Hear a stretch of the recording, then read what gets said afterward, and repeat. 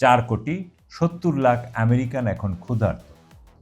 ট্রাম্পের বক্তব্যের সমালোচনা করতে গিয়ে কালিবফ যুক্তরাষ্ট্রের খাদ্য নিরাপত্তাহীনতার চিত্র তুলে ধরে একটি ইনফোগ্রাফিক শেয়ার করেন। সুপ্রিয় দর্শক, খবর সংযোগের বিশেষ আয়োজনে আপনাদেরকে স্বাগতম।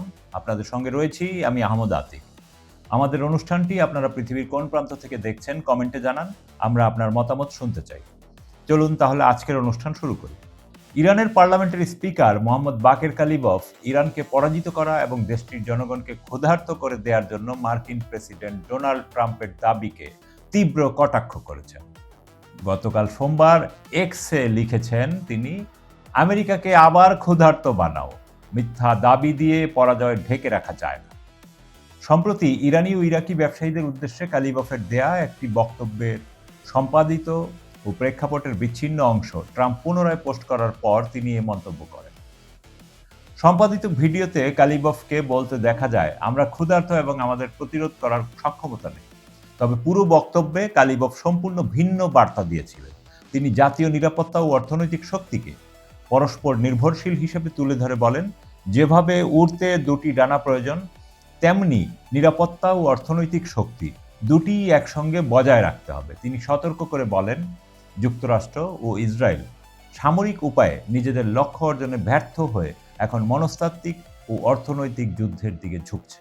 এই ফ্রন্টে ব্যবসায়ী ও অর্থনৈতিক নেতৃত্বকে সৈনিক কমান্ডার হিসেবে উল্লেখ করে কালিবফ বহিরাগত চাপ মোকাবেলায় অর্থনীতিকে শক্তিশালী করার উপর গুরুত্ব দেন। 4,70,00,000 আমেরিকান এখন ক্ষুধার্ত।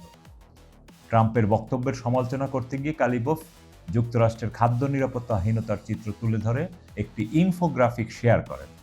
ইনফোগ্রাফিকটিতেই বলা হয়, 4,70,00,000 আমেরিকান এখন ক্ষুধার্ত। আর এই পরিসংখ্যান আপনার বক্তব্যের মতো মিথ্যা নয়। তিনি এতে আরও উল্লেখ করেন, যুক্তরাষ্ট্রে প্রতি 8 জনের 1 জন খাদ্য নিরাপত্তাহীনতার সমস্যায় ভুগছেন।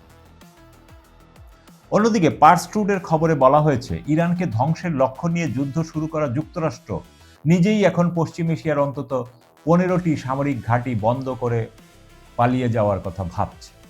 মার্কিন সংবাদ মাধ্যম MSNO এর নিরাপত্তা বিশ্লেষক ব্রি ম্যাকক্যাফ্রি গত রোববার সামাজিক যোগাযোগ মাধ্যম এক্সে দেয়া এক পোস্টে লিখেছেন, আমার মতে মার্কিন সেনাবাহিনী পারস্য উপসাগরীয় অঞ্চলে তাদের 15টি সামরিক ঘাঁটিতে প্রবেশাধিকার স্থায়ীভাবে হারিয়েছে। ইরানের সেনাবাহিনীর চিফ অফ স্টাফ ও সমন্বয় বিষয়ক উপপ্রধান রিয়ার এডমিরাল হাবিবুল্লাহ সাইয়েরি এক বার্তায় বলেছেন, প্রতিরক্ষা চাহিদা পূরণ, সামরিক বাহিনীর বিভিন্ন মিশনে সহায়তা এবং জনগণের সেবাদান অব্যাহত রাখতে ইরান সরকার সর্বশক্তি দিয়ে সশস্ত্র বাহিনীর পাশে রয়েছে। ইরান বলেছে, আগ্রাসীদের শর্তের ভিত্তিতে যুদ্ধের সমাপ্তি হতে দেব না।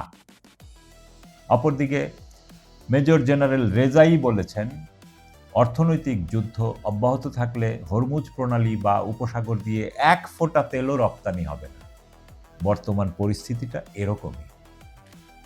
আপনার মতামত কি? কমেন্টে জানান।